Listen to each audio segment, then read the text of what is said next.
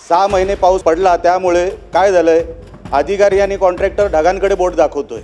दुरुस्तीला पैसे येऊन सुद्धा आपल्या सरकारने दुरुस्तीला पैसे दिले, पाऊस जास्त पडला, तो खर्च पडला नाही, कॉन्ट्रॅक्टरला कारण मिळालं, अधिकाऱ्यांना कारण मिळालं। अशा परिस्थितीमध्ये दुरुस्तीचे पैसे येऊन सुद्धा तिकडे रस्ता झालेला नाही, दुरुस्ती झालेली नाही। दरवर्षी आपल्याला जर रस्ता बनवावा लागेल तर तो रस्ता टिकणार कसा? काही कॉन्ट्रॅक्टरांना आपल्याला ब्लॅकलिस्ट करावं लागेल। नाही, मी कुठल्याही कॉन्ट्रॅक्टरची बाजू घेणार नाही, घ्यायची मला गरज नाही, पण त्यांचा बंदोबस्त तरी करा, अधिकाऱ्यांचा तरी करा आणि आमचे रस्ते कोकणातले नीट करा आणि आमचे निकष जे कोकणाचे आहेत ते एकदा कायमचे बदलून टाका। तुम्ही मराठवाड्याचे निकष कोकणाला लावू नका। पडणारा प्रचंड पाऊस पाहता इथे डागडुजी दरम्यान केलेला सर्व खर्च हा वाया जातो। हा माझ्या औचित्याच्या मुद्द्यावरून मला सभागृहात हा विषय मांडायचा आहे। साहेब, या वर्षी कोकणामध्ये पाऊस साधारण मे 19च्या दरम्यान पडला आणि तो नोव्हेंबर 9 पर्यंत म्हणजे जवळपास 6 महिने कोकणामध्ये भरपूर पाऊस होता, मोठ्या प्रमाणामध्ये पाऊस होता। 6 महिने कोकणामध्ये पाऊस पडला, तुम्ही विचार करा त्या रस्त्यांची अवस्था काय झाली असेल। आम्ही कॉन्ट्रॅक्टरांना जेव्हा विचारतो त्यांच्याकडे काय उत्तरं नाही, आम्ही अधिकाऱ्यांना विचारतो त्यांच्याकडे काय उत्तरं नाही।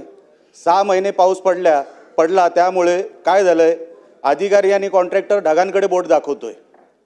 कदाचित अजून पाऊस पडेल या अपेक्षेवर ते लोक आहेत।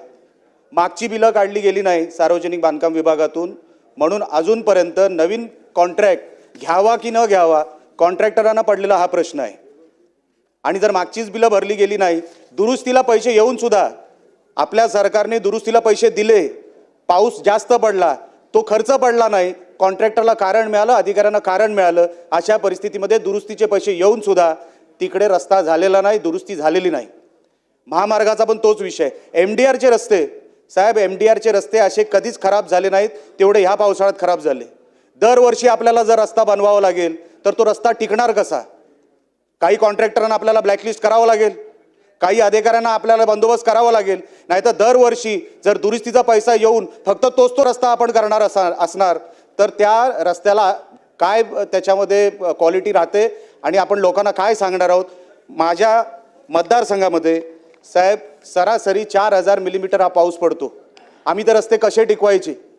मोठ्या प्रमाणामध्ये टुरिस्ट तिकडे येतो, मोठ्या प्रमाणामध्ये वाळू वाहतूक तिथे होते, डंपर वाहतूक तिथे होते। अशा परिस्थितीमध्ये जर आपण रस्त्याची क्वालिटी, जिथे पाऊस 4 इंच पडत नाही त्या ठिकाणी आपण तेच निकष जर कोकणाच्या रस्त्यांना आपण लावणार असू तर ते रस्ते टिकणार नाही। दरवर्षी सरकार पैसे देऊन सुद्धा आपल्याला ते रस्ते जर टिकवता आलं नाही तर ती चूक आपली आहे असं मला वाटतं। ते कॉन्ट्रॅक्टर, ते अधिकारी जागच्या जागी त्यांचा बंदोबस्त व्हावं आणि शासनाने ते लवकरात लवकर करावं। आणि इव्हन महामार्गाला जो काही विषय झालेला आहे, कॉन्क्रीटचा रस्ताही आहे आणि डांबरी रस्ताही आहे।